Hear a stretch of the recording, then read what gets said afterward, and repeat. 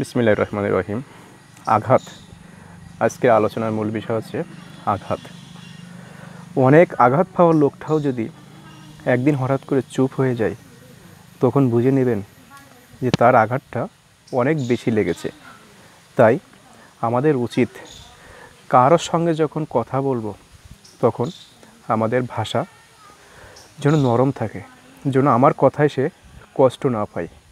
যদি কষ্ট পেয়ে যায়, সে হয়তো বা আমাকে কিছুই বলতে পারবে না, কিন্তু যদি আল্লাহর দরবারে সে বলে দেয়, আল্লাহ তুমি এর বিচারটা করে দিও, তাহলে মনে রাখবেন সেই বিচারটা কিন্তু অনেক কঠিন হবে। তাই আমাদের উচিত আমরা যখন কারোর সঙ্গে কথা বলবো, শালীনতা বজায় রেখে কথা বলবো, যেন আমার কথার দ্বারা কেউ কষ্ট না পায়। ইসলাম কখনো কাউকে আঘাত করে কথা বলা শেখায়নি এবং কখনো শেখায়ও না।